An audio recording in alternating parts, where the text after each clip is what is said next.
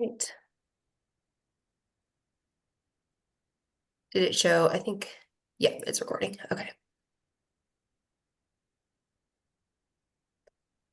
Perfect. I think we might be good to go. Chet, do you want to get us started?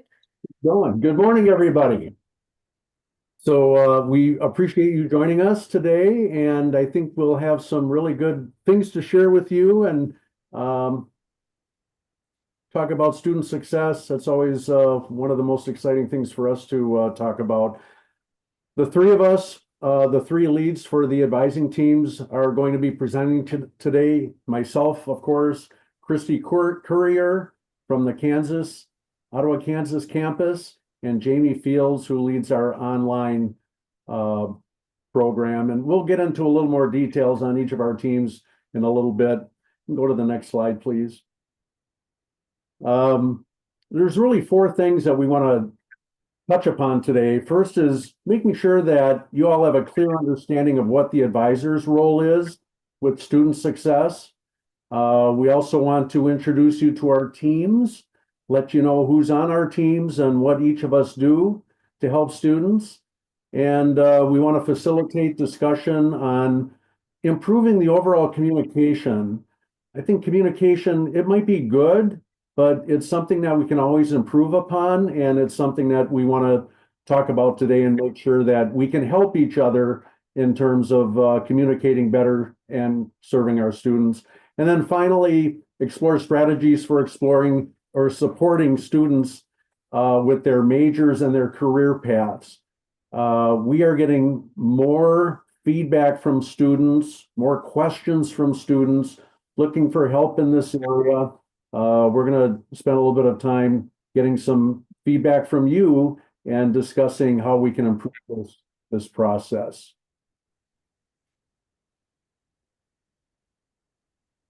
Okay.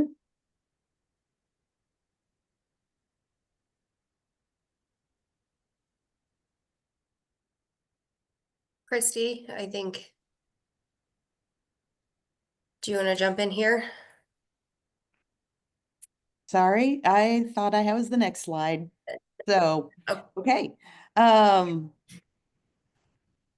Let me zoom in so I can actually see this. Um, we know that a lot of times our roles are not necessarily clear to everyone. So we just wanted to kind of clarify real quickly here some of the different roles that we do assume as advisors. And starting off, just I wanted to read the philosophy for advising that we have embraced here, and that is that it is a relationship-based and student-centered approach to students to support student achievement and persistence. So we do always have at the forefront that we want our students to succeed and that we want them to continue and ultimately to get their degrees. So that's how we communicate with our students. But some of our responsibilities go beyond. I'll go to the second one here. This is one of the most, not see, not the second one. Um, the one that the people tend to think that we do the most, adding and dropping classes, um, scheduling classes. Yes, that is a giant part of our job. But it really expands beyond that. So the top one's really essential, building confidence and creating a student accountability. We are constantly working with students to show them their part in this, that they're a big piece of the advising um, student, the advisor-student relationship. They are very important to this piece. It's not just us doing things for them. We do develop graduation plans and we do assist with set schedule adjustments and all of that. And that is very big part of what we do. We also discuss career a lot with students. Major selection naturally leads to career questions, and that's why we've kind of put that on the agenda for us to discuss more today. Big piece is connecting students with resources. We're continually doing that. Just yesterday, I referred a student to counseling. What she wanted to know where it was, whether we had it. We are important cogs there in getting students to the appropriate resources, financial, housing. They just a lot of times don't know where to go. Um, Supporting them, again, this is kind of a part of creating their accountability, but helping them to have self-efficacy and discipline and professional behavior. That would include things like, how do you professionally email your professors? How do you professionally approach them? Um, and then finally, this is another part that I think sometimes we are viewed as taking the student's side on things, and sometimes we do, but that is really kind of the last resort if we need to go to bat for a student, because we really do try to help them to advocate for themselves in the most appropriate way. And we also know that there's always more than one side to it. We hear the student side. We know that the faculty or whoever the situation is with has another side to it. So we really try to help the student to solve their own problems in that way, in the most professional way that they can. And they need a lot of guidance there. So that's probably longer than I needed to talk, but that just shows kind of our role has a lot of depth to it, beyond what sometimes is seen on the surface. Thanks, Christy. So we all kind of follow across the institution those advising philosophies, and it's really we've worked really well together, Chet, Christy, and I, in collaborating within our teams to kind of understand what we are doing that is the same across the board, and then where we differ based on the needs of our students and our demographics and populations. So all of those things that Christy just outlined are consistent things that we each work through within our teams and have to help support students. We just manage that slightly different in each of our units. So for the online unit, with our advisors, and we'll each go into our teams a little bit more specifically here coming up, and we'll outline who's on our teams and where they advise.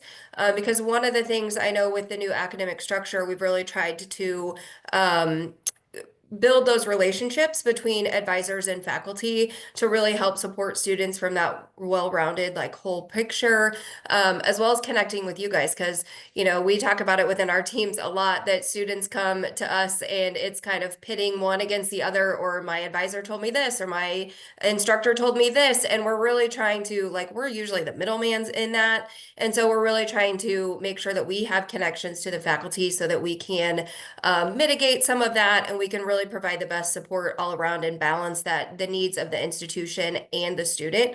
I always say that's kind of what advising does. Like, we are the bridge, and we're that gray area between upholding what a student needs and what upholding the institutional policies too, and finding where those two can really meet in the middle and blend. So the way we do that within our units is slightly different, as far as kind of what Christy referred to as how we advise, or who is responsible for certain groups of students. So for us in the online unit, we do what we call program-based advising. So we have advisors assigned to a specific group, and I've tried to keep those as much as possible by school. So like School of Education, School of Arts and Sciences, and School of Business, depending on numbers and programs and requirements, because undergrad students need more help than graduate students. So to try to balance that out, we've got that divvied out. But we do individual graduation planning sessions with each student at the first term. So when they start, an advisor reaches out to them, and they meet with them individually for about 30 minutes to an hour, and we build a full schedule for the student, a degree plan at the beginning of their program, and map that out. And then the advisor is responsible for helping update that and keep track of that as we register students each semester for classes. And we don't have faculty advisors. So we're the advisor for the student for the full duration of their program, and we maintain that contact with them. And I'll go into more detail here in a minute of who advises for which programs. At the Ottawa residential campus, which is under Christie's purview, they are called the Adaway office, and they do more of a first year, second year advising model. So that is run through their office. And then after the students hit 50 hours, they move to the faculty advisors for their major, and the faculty advisors are responsible for creating those degree plans for the students.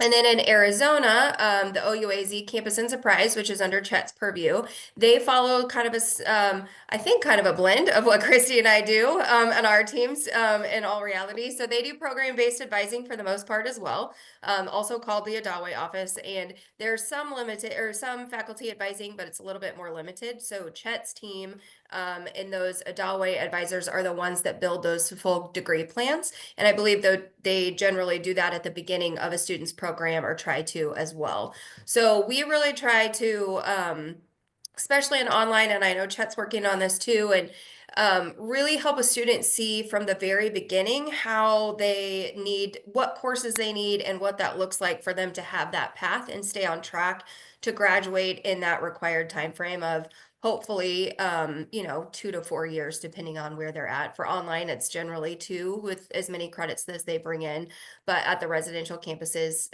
we try to keep them on that 4-year track if possible. So that is kind of how each of our teams manage things, kind of the overall scope of what the advising expectations are for the institution, but then how we actually implement and model that going forward is slightly different. So I'll just pause there before we go into specifics of our teams. Does anybody have questions about our advising practices or how we facilitate that through our units?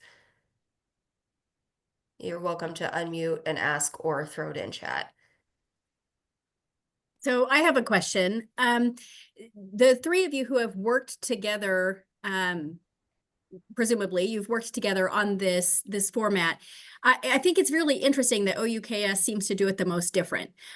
We do mostly faculty advisors, at least for the last 2 years, whereas online and AZ are doing the program-based. So do you find that there are benefits to doing it one way versus the other way? And is that why OUKS does it differently, or do we just do it that way because that's the way we've always done it? I'm just curious your thoughts. That's a great question. I will let Christy chime in a second, but I think in general, it's because that's how we've kind of always done it, and that's how our teams have been set up. I think just recently, the three of us started collaborating to find some common ground across the institution as far as advising. So I think we're working to try to streamline that a little bit more, especially with the transition to J1 and how we can combine those efforts. So I think we're learning too. I think there's pros and cons to both, but I don't think staffing wise we're set up to make any major changes to how we've been doing things before as well. So Christy, you can jump in too. Oh yeah, I would echo that it's how we've always done it. The Adaway Advising Office, it was called the Adaway Life Plan Center, was developed about 10-ish, 12-ish years ago. It was a big newer concept of intentional intrusive advising, and kind of a model where each advisor, specifically focusing on the first 2 years, they needed more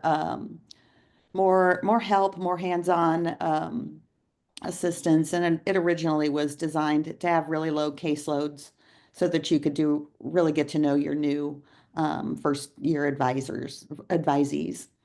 It has kind of evolved since then quite a bit. But still maintains that first, second year. And then the degree plans still do shift to the faculty, although we do a lot of partnership on that right now. Because faculty aren't on contract a lot of times when the students, and a lot of times this is due to the student's procrastination, but the student is then trying to get a degree plan done in the summer, for example. So there's quite a bit of partnership we do with faculty based on that. But so do I think, I don't know, Chet could speak to this as well, because he's got kind of the semi-opposite of this. Yeah. We aspire to be like Kansas in that when a student hits 50 credits, we would like to hand them off to a faculty advisor. We do get some good, excellent faculty support, but it's not across the board. We have some new faculty that are not really familiar with the grad plans. We haven't taken the time to educate them on that.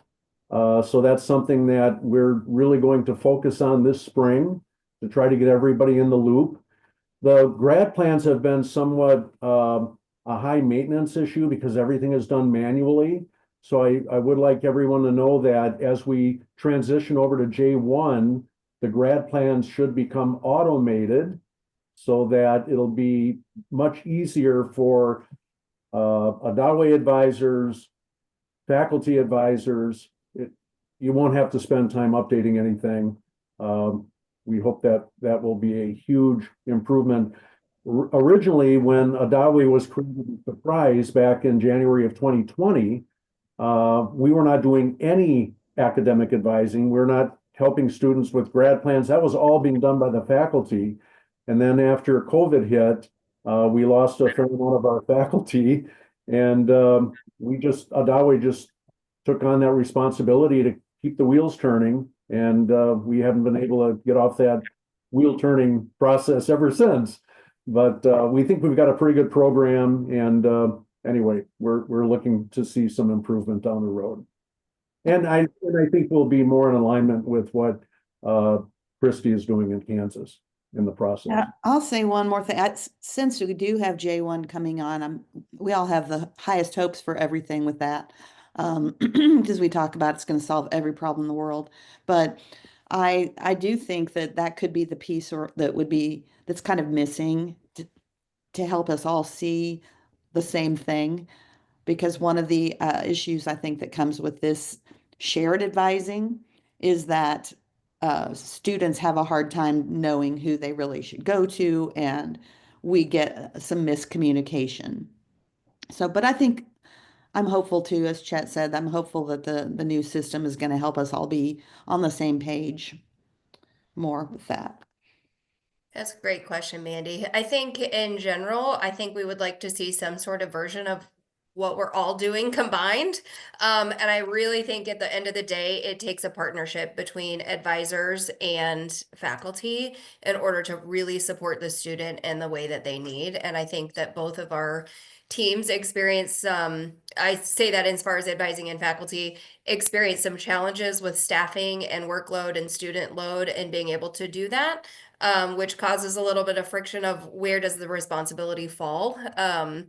And so that I think things like this and conversations like this are where we're trying to continue to build these relationships so that we can partner a little bit more, and cut down some of, I don't know if friction's the right word, but or inconsistencies or just confusion on where, who plays a major role in that, which a couple of the questions which is why we wanted to facilitate the discussion, is understanding it from different viewpoints as far as, kind of Chet mentioned this in our agenda, but talking about faculty student communication, as well as the advising on career path and major selection. This is where, we really need the expertise from faculty, and that would be beneficial from them to get that from a student, like the students to get that from a faculty perspective.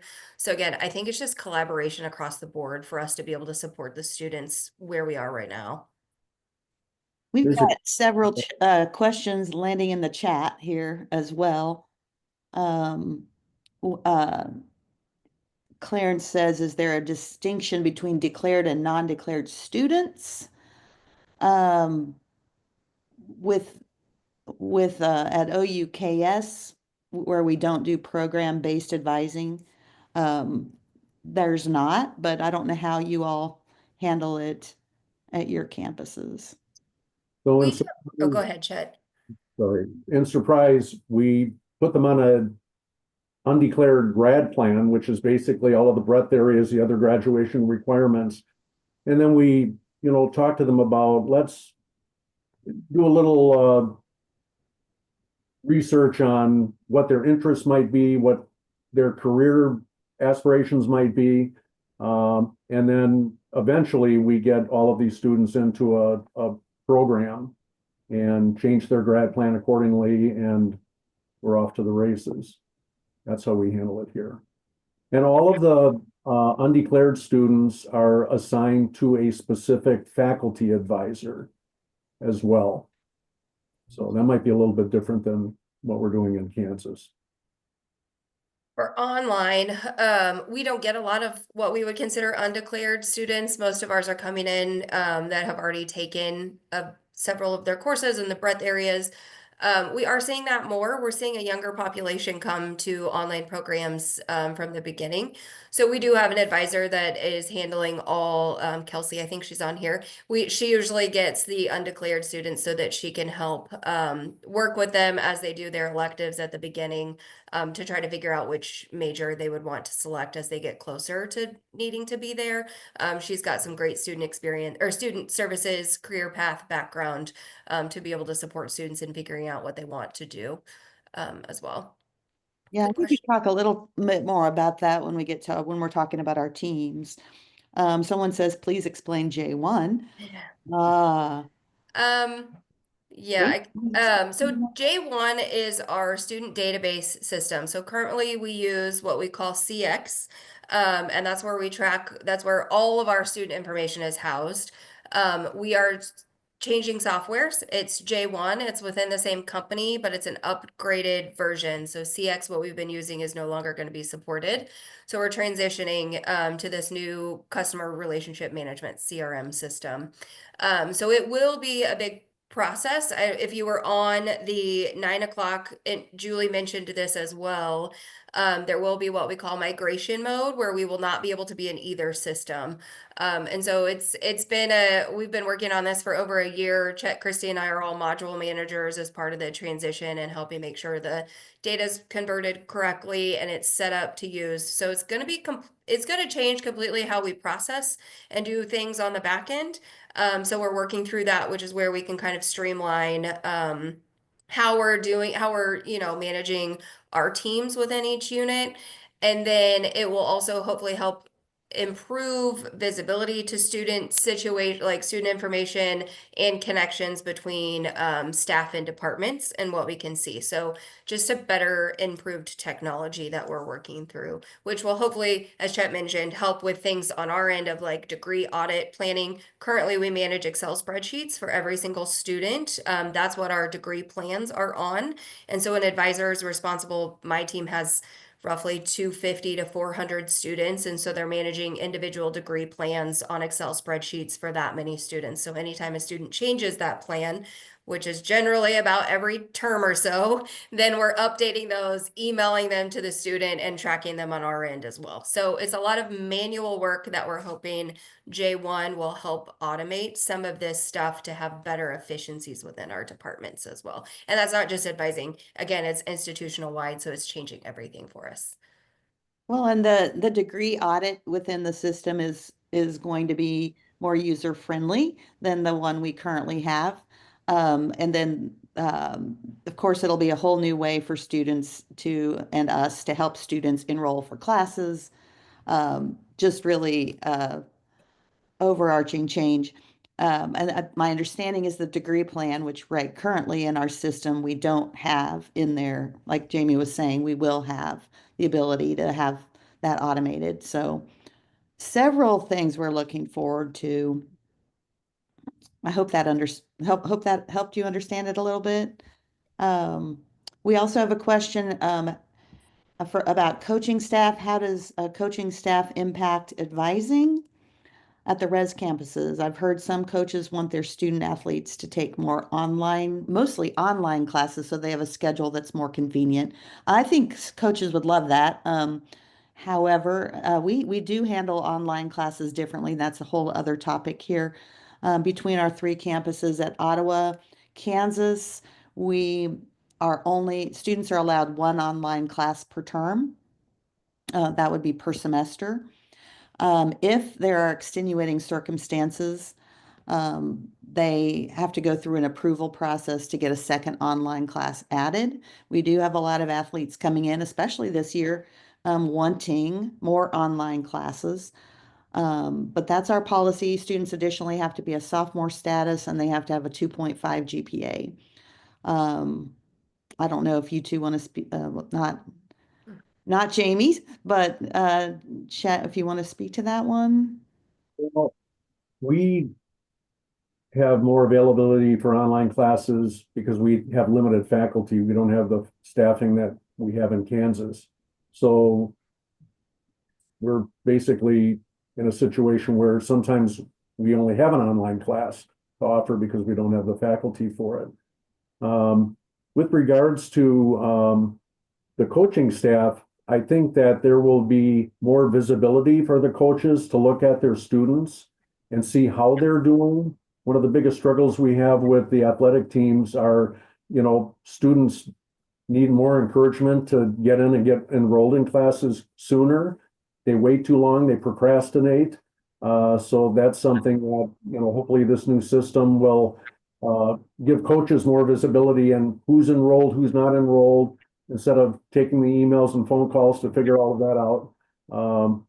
But anyway, that's my take on it. Let's we'll move forward and go. If you've got any other questions, please add them in chat. Let's go through our units pretty quickly if we can, so that we can at least get to we're getting kind of close on time as far as being able to facilitate discussion I really want to hit the communication piece.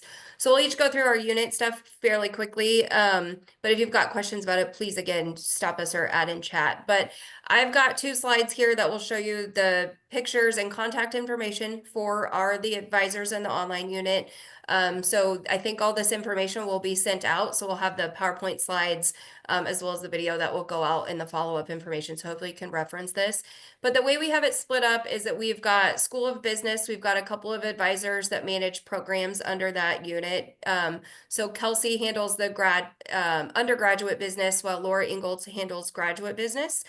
She's also taken on Surprise graduate students and Ottawa, Kansas residential campus graduate students too. So that's kind of outside of what we would quote the online unit, but those have been moved to our team. And Eva handles all of the EMBA students in the business school. I've got one advisor, Rebecca Caldwell, that handles all the School of Education students, both undergrad and graduate. And then colleges of arts and sciences, there you can see different programs that we handle. So counseling is handled by Sharon. All undergraduate nursing is Sam. And then we have the Masters of Science in Nursing that's really taking off. Bill had mentioned it in the previous one for the international group. Eva handles those, and any of the online students I manage. And then Sam handles every other program within under arts and sciences realm. And then we have Acadium students that we handle too, that come in and just take classes with us at the institution. And then we also handle the PEP education students now that Pat Vossler has retired, and that will be Laura. So they have pretty big advising loads. Like I mentioned, we run anywhere usually between 250 and 400 students in our portfolios, which is hard to do relationship-based advising when they get that high. So we do the best that we can. And then we also, there's, shoot, I was going to say one more thing about that. If it comes back to me, I will let you know. But you can see Laura is the assistant director there, myself, Laura, and Eva. And then this slide shows Sharon, who is actually at our Surprise campus. So she houses there, but manages students in the online team. Sam, Rebecca, and Kelsey are all in Overland Park, as Eva and I are too. And then Laura works both on the Ottawa campus and in Overland Park. So we're kind of split across the institution as well. Go to Christy, if you want to introduce your team. Okay. So on our team, there's 3 of us that would officially be considered the advising team. We do have a GA this semester that's also been doing some help on this, but that's not something that we have all the time. So my title is Director of Career Development and Student Retention, but I'm primarily the advising lead for OUKS. I and my co-advisor, Katie Hornbeck. She's our new addition, a wonderful new advisor. She's the only person on the team that she strictly advises. She doesn't have additional responsibilities. She's called a career coach because we try to get everyone in our office to embrace that perspective. She's got a lot of great knowledge from being a bank president and other past careers. And so we always like our advisors to be able to wrap career counseling into their advising if they can and when they can. So both Katie and I spend summers enrolling all new students coming in. I focus on the transfers. She focuses on first year, in addition to our regular returners. Becca Watkins is part of our team in that she is our student support specialist, but she also advises the provisionally admitted students for their first couple of years. So she does get a lot of students that are coming to her for accommodations, and they may come to her for advising. There's a lot of crossover in who comes to each of us. And so we do not assign by program. I think that's pretty much our team. So I serve the same role as Christy does as the director of our Adawe program here. We did have 4 people on our team, but we are now down to 3. Alan Bolter, who is our campus pastor, manages Spirit Life and all of that. He was also helping us out on the Adawe team about 50% of his time. He is giving that up. He's going to be a part-time employee and will be only managing the campus pastor role. So we are down to 3 people. We're hoping to get a grad student to help us, but we'll see how that all unfolds. So anyway, in the meantime, we have Kim Rojas. She joined us back in September. She's doing an excellent job, and she specializes with mostly upperclassmen, transfer students, returning students. As we transition into the new year with Alan leaving, she will be taking on more first-year students as well, as I will also. So Kim and I sort of do the same thing with juniors and seniors, new transfer students, and Susanna Akers is sort of our Becca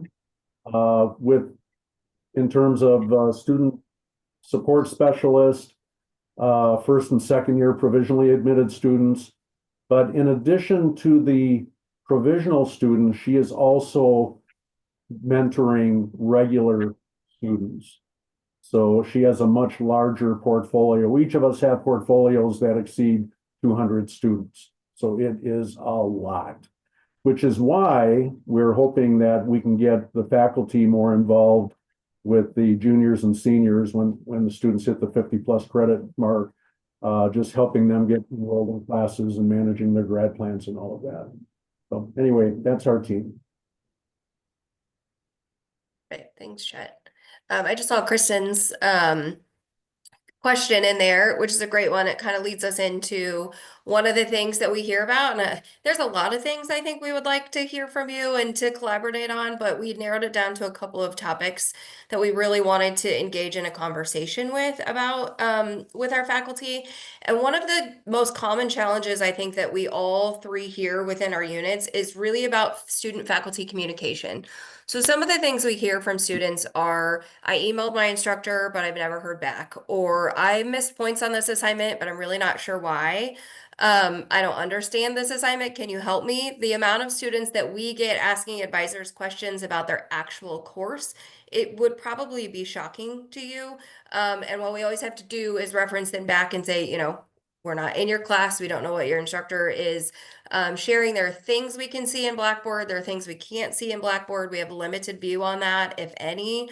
And so it's hard for us to advise on those things. So we just, we encourage them to go back to advisors, but I think there's or to faculty, excuse me. But I think there's miscommunication there a lot of times of maybe the student isn't asking things in the way that they need to. Maybe I know, especially in an online, with our international students, there is a fear or concern of going to a faculty member or professor.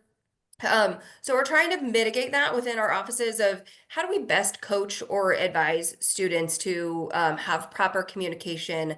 How do they ask the right questions? Which we do a lot of that in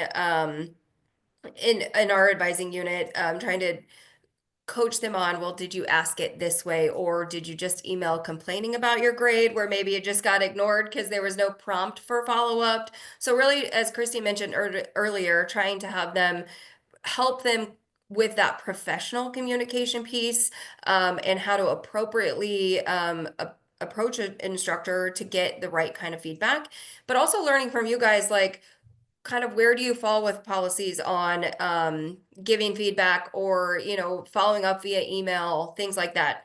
So the other thing that we hear a lot is my grades haven't been updated in Blackboard, so I don't know where I stand. I don't know how I'm doing the class, or part of my grades have been posted in Blackboard, but there's these other points that aren't in there.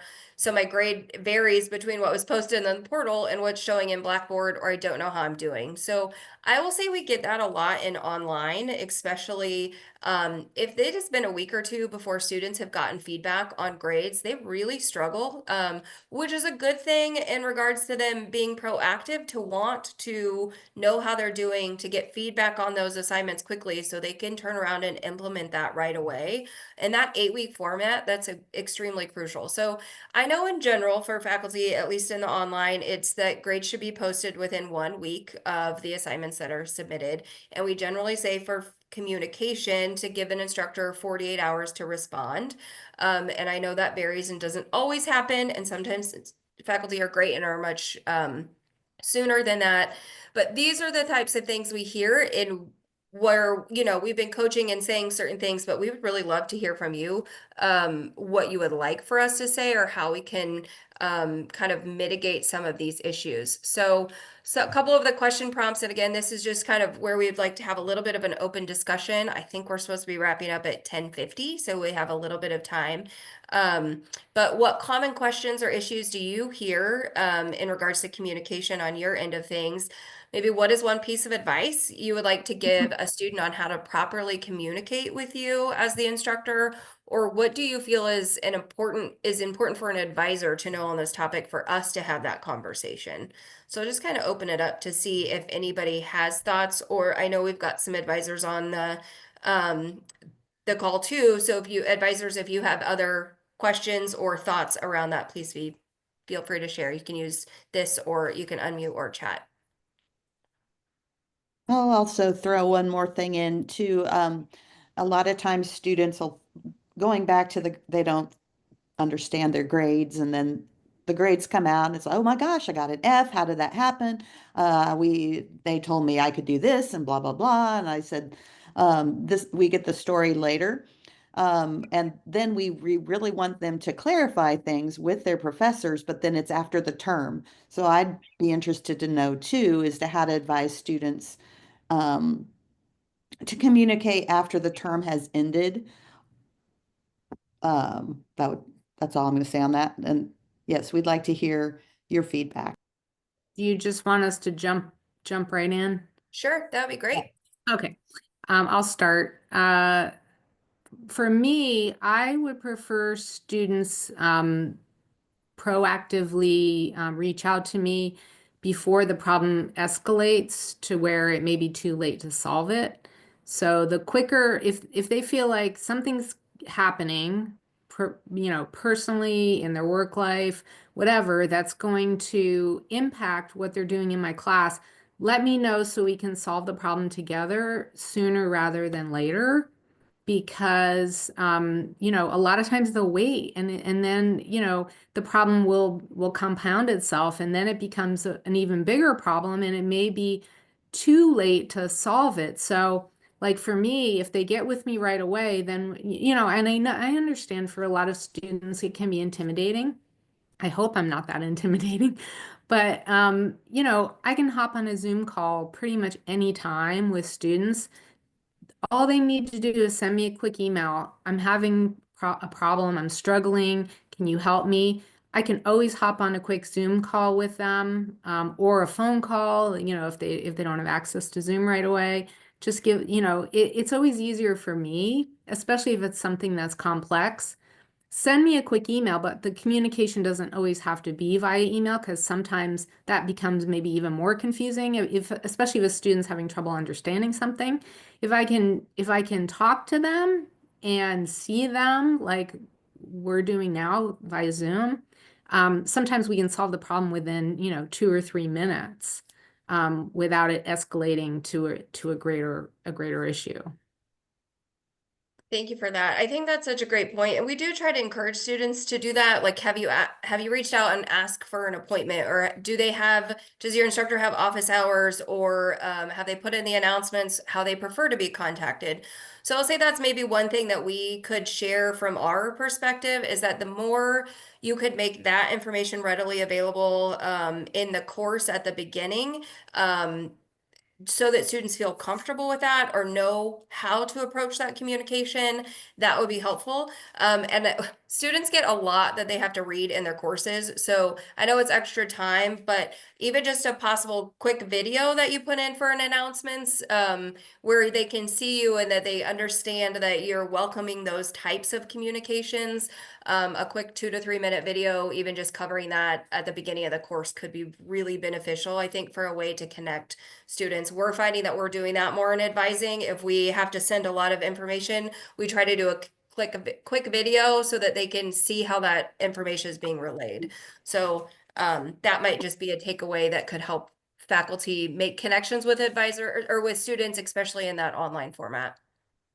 I've got another kind of silly, small recommendation, which is particularly in week 7 when the class is about to end. Karen probably experiences this too. There is an avalanche of communication and emails.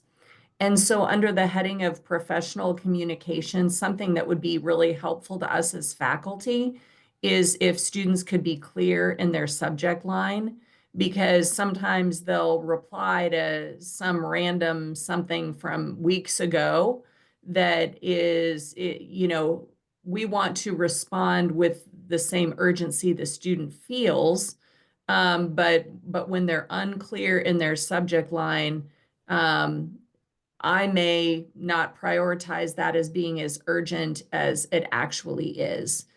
So I don't want it to sound like I'm ignoring emails. I'm not, but we all have to prioritize what we respond to first, right? So if they would be clear or more clear in some cases with the subject line, I think that could be helpful in streamlining communication as well, particularly at those crunch times like week 7 when, oh my gosh, the sky is falling and I'm in trouble. It's a great suggestion. Thank you, Kristen. Do you find that students are using their personal emails when they're reaching out to you as opposed to their student email? Yeah, so Chet, you and I have had a lot of conversations about this. I yes, they do that. And yes, I feel that sometimes they overlook the announcements, which then leads to more questions for you all as well as for us. I think most of us post an announcement that says, hey, this is when you can expect feedback, because some students from all locations think it's going to be instantaneous, and it's not, particularly on big written papers. We need a few days to give good quality, formative, and summative feedback. So I think most of us try to have an announcement that clarifies that, but my experience is that they don't see the announcements or don't pay attention to the announcements. And then sometimes they also don't know where to find the feedback, which I know all of us here spend a lot of time providing in hopes of helping them continue to grow and improve as students and be successful. So, those are the items that I think create a lot of frustrations for students and more work for everyone on this call. And it's just hard to capture those transfer students to make sure they know how to do everything in Blackboard. In some of our modalities, it's hard to capture them and make sure they get all of that information. So So we point them to the Ottawa email. I've even had students this past term in fall too. I had somebody supposedly didn't have his laptop, and so he sent me an email from another student's personal email. I was like, no, I'm not, no, please. And I think my whole response was, please check your Ottawa email. And that's all I said. Like, buddy, we've gone through this several times. So anyway. For me, it got to be such a big problem of students using their personal emails and it going into my spam folder and then me not seeing and then them getting upset because I supposedly wasn't responding, but it was in my spam folder and I wasn't thinking to check my spam folder.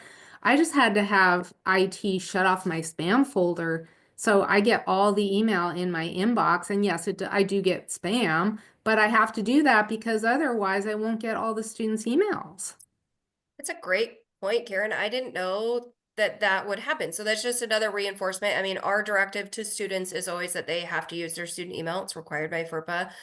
We run into the same issues where they're emailing us from their student email. And so we try not to respond, or we'll respond to that email and say, check your student email. It's required that you use that to try to coach them in that direction. But that's another point that we can use, that if you're using your personal email to contact your instructor, it may be going to spam and they may not see it. So please log in and use your student email. So that's a great piece of advice that we wouldn't have known kind of without this conversation. So thank you. That So, happens You a know, lot. I'm also writing these down. I know this is recorded, but this is already so beneficial. I wish we would have another whole hour for this. And then anyway, but I'm going to prepare something for my students with these kinds of advice pieces. So when a student of mine signs up for their class, they're going to get this. So If I could add something, can you guys hear me? Chet, sorry, am I interrupting you? Go ahead, go ahead. Yeah, so I think the issue here is the students want both the law and they want grace. So they want the rules, they want everything neat and tidy with dates. But then when they get in a bind, they want grace. They want the faculty to say, sure, get it in on Tuesday. The problem is, from a faculty point of view, and I've been a faculty member for 25 years, it sends mixed messages. So I think as a faculty member, you have to figure out where you're going to land on this. Going both directions is not healthy. Either hold the line and absolutely don't budge and have consequences for late assignments, or I guess, I don't know, have grace, but just realize on the back end, it's gonna get a whole lot more messy when things come in late and you've got like students saying, oh, you said this and you maybe didn't say it. And it's, so anyways, my encouragement to the faculty, and maybe this is something from an advising sort of point of view, is the students really need to know the faculty member, and the faculty need to stick to their guns. And I'm not being prescriptive here, I'm just talking about this from a student's sort of perspective. Yeah, my comment was going to be, we tell students, when you go out and get a job, you're working for a company, you're not going to use your personal email. So get on the program, you know? So anyway. And also a good thing too is to remind students there's a syllabus, well, for online classes, and I'm sure the same for ground classes too, but there's a syllabus in every class. And for us online, it's a standard syllabus. And so that is their contract, and it has all the dates, all the times, it has every piece of information, including our contact information and how we would like to be contacted and the hours that we're contacted, and everything is in the syllabus. So you can always point students to the syllabus for every single thing because that's their contract with the instructor. It's a great point. And I do think that there is a challenge sometimes with students understanding the syllabus, especially at the beginning of the program. So that's one recommendation. Maybe I have two as far as the video, maybe just walking through the syllabus briefly or highlighting some of the main points that you would like for them to catch or pull out of a syllabus. Again, it's sometimes hard. We have students that learn in different ways. So sometimes reading through everything doesn't connect. but if they could watch a short video that would just highlights the important things, that could be a way for them to catch some of those pieces. So again, we're trying to incorporate that in our advising aspects more, where we can try to hit them from both aspects of they can read it or they can hear it, whichever way is best for them. But we'll do a lot of Zoom where we can pull it up and share our screen and then walk through it and try to do that quickly. And I've done that when I've taught before, and I feel like I've had good success with students having a better understanding of the syllabus. Those can be scary too. So we do see that a lot. If a student logs in and reads the syllabus before the course, that's kind of where the panic sets in. It's like, there's no way I can do all of this. I need to drop the course. So I think just hearing an instructor's voice and that calming of like, it may be a lot, but we'll work you through it. It kind of step by step, you'll be okay, can really ease some of those concerns that students do feel if they're reviewing their syllabus and it feels like the course is just going to be really overwhelming for them. Yeah, and for us, for the full-time faculty online, we can meet with students at any time via, well, I can meet with, I'm not on a campus, but I can meet with students at any time via Zoom. So if they're having those anxieties, you don't necessarily, because you have a huge workload, you don't necessarily have to be doing stuff like that. You can, I'm speaking for myself, you can refer them to me and say, Dr. Bryson is more than happy to sit down with you and go over the syllabus. I can do that with any student at any time, answer any question that they have. And some students are very proactive and they get with me right away. Some of them email me even before the start of the term with their list of questions. And then, I can either respond via email or we can hop on the phone or hop on a Zoom call. And I've had students who I would meet with every week because they had questions about what the assignments were for that week. And I'd prefer a student do that than to try to, figure it out themselves and be unsuccessful and panic and have anxiety and all of those things, or end up dropping the class. Because that's what I'm there for. I want them to be able to ask me questions, or, if they need me as a resource, to be able to explain things further. Great, that's super helpful. Yeah, I was going to say one piece on the advising, something we do at the OUAZ campus. For the freshmen, I'm on the engineering side and I don't teach the freshmen, I teach sophomore to senior. So a lot of the freshmen are a little reluctant to reach out to me as I'm the advisor for the engineering students and the mathematics students on this campus. And so they're a little nervous because they don't know me, and I think they have a slightly different relationship with a professor than they do with an advisor.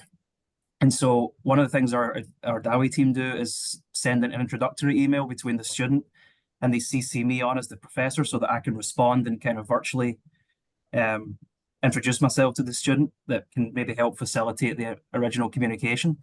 And that's worked really well for our freshmen this year, who I don't get the chance to teach, but I certainly get the chance to meet them and have them come by my office and make them feel a little more comfortable reaching out to me and communicating with me when there's any issues that come up. That's great. Thank you for sharing that. Any other thoughts around the communication topic? I do think we have a few minutes. I forgot we get to go all the way to the end of the hour because they built in breaks between the sessions this time. So we have a few more minutes. Hey, Jamie, I put in the chat, just when we do have a Zoom or a phone call with students, it's super helpful if they really, and now I'm speaking to traditional students primarily, but if they're on the go or they're between classes, they can't really ask a specific question like they can if they are in a quiet place with the Blackboard shell open, and they can be very precise in their questions. When it's more in passing and they're on the go and it's just a general statement of, I don't understand and I can't find my feedback, we can't be as helpful. So perhaps that falls under the professional communication setting. Again, they need to be prepared for that meeting and be able to articulate a good question, and maybe even take notes on what we say, or be able to find it in Blackboard rather than, they're on their way to practice and they're not quite as engaged as perhaps they could be in that call. It's great. Your comment about feedback in Blackboard or students saying, I don't know where to find it, we do hear that quite a bit as well. And I think with the changes with some of the courses being in Ultra and some being in the old version, there is kind of confusion there. And I know especially in Ultra, there's about 3 different places that you can find feedback. I know I'm in the doctoral program here, and when we first moved to Ultra, our class struggled with that a little bit too. So from that standpoint, as from the advisor, that might be, or from the faculty side, that might be something that you could include in the announcements, or when you've posted your first set of grades and feedback, you can say, here's where you could find them, because instructors do it differently. Sometimes it's on the rubric, sometimes it's right on the paper, sometimes it's in the comments. And so you might be explicit on where, because that is something that we see as students say, I didn't get any feedback. But then we finally have access now to be able to view differently in Blackboard, where we lost some of that with Ultra. But we can log in and say, well, we see the feedback here. They just didn't know where or how to explore in there to find it. So putting that out there in your class specifically on how you will give feedback or where that they can find it might be beneficial and eliminate some questions too. So not all of the classes in Blackboard are going to the Ultra. Some are still staying with the original. The undergrad classes are still in the original. There's only a few undergrad classes that are in Ultra right now, mostly the English and LAS courses, and they just got moved. I think this is the first term. So graduate programs are in Ultra, but the doctoral classes have been in both. Kind of depends on the instructor. Good to know. Back on Jack's comment, I've always appreciated too and encouraged students that they copy me and the Adawe when they have questions about scheduling and courses. That's been very helpful as academic advisor, and that transparency piece with the registrar too as well. That's been extremely helpful. Also, that first class, that first assignment, I always have them go back into Blackboard so they can see where my feedback might be located. We talk about it. I have them make corrections. And then so that I can see that they all know where it's located and just kind of walk them through that. So yes, and not using Ottawa email is a big problem. And I do not grade assignments or reply until I see that they've used that Ottawa email address. So I'm kind of hard nosed, but I also give time to help them walk through that. If they don't know where to go to get their Ottawa email, we sit down and talk about that too. That's really helpful. Thank you, Michelle. Very good to know. We are always dealing with students that I think are not carefully reading things. Mhm. And so it's so helpful for us to know these things. Yeah, this was great. We really are at the end of our hour now. So thank you guys for engaging in this conversation. If there are things that you think of after the fact, that come up and you're like, oh, I wish, now that you've thought about this conversation, I wish I would have shared this, or we also see this as a common thing, this might be helpful. Please feel free to email one or all 3 of us, and we can share that with each other and our teams. I just think this is a way that we can engage and try to bridge some of those gaps in really helping the communication between our teams and faculty, as well as the students, and support everybody all around, because we certainly want to do what we can to help make your lives easier and help understand it. From what we try to do a lot in advising, or what we find ourselves doing, is trying to understand and decipher what the student is actually saying in compared to what is actually happening. So there's a lot of miscommunication. I think all of our teams still want you to know as well that we support you. I think Christy mentioned this too, that we are not quick to always just take the student's side. If we come to you with questions, it's usually us doing our due diligence to try to understand both sides of the story, so that what we can do then is decipher what's happening and help coach the student into how to handle the situation, or understand that communication piece. Maybe there was a miscommunication or they took it differently than it needed to.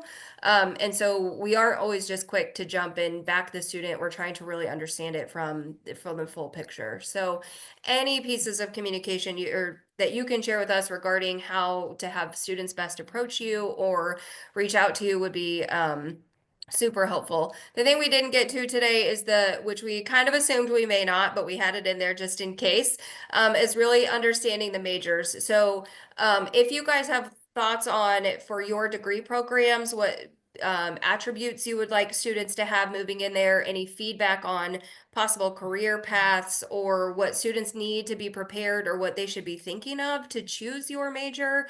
I think that really falls a little bit more under the residential campus, but like I said, we're seeing that more in our area too. Feel free to share those with, Chet or Christy, all three of us. But if we will table this for a future discussion, because we certainly want to have that as well. And Jamie, you might change to that slide so they could just screenshot it or see the questions we were kind of hoping to address with that. Yeah. Then if you have, or to the next page. And then it'll go out in the That'll go out too. That'll with go out. these two.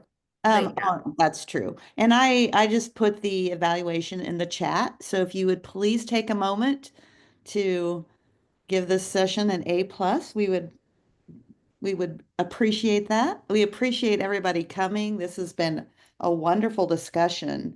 Again, I wish it could go longer. So thanks for your feedback. Agreed. Yeah, thank you all. Please provide that feedback in there. Like Christy said, we used a lot. We were happy to hear and got the results from the last sessions that they wanted to hear more from the advisings and have departments and have these conversations. So we were happy to be invited back to the faculty workshop. So thank you. If there's anything you guys need from us, please don't hesitate to reach out. We look forward to collaborating with you more. And I just wanted to point out, please note that the evaluations are for all 3 sessions. So you'll want to wait until the end of the day to complete those. Perfect. Thanks, Colleen. You're welcome welcome. to give us the highest ratings if you want to. Of That's course. fine. All right. Have a great day, everyone. Thank you all so much. Thanks, everybody.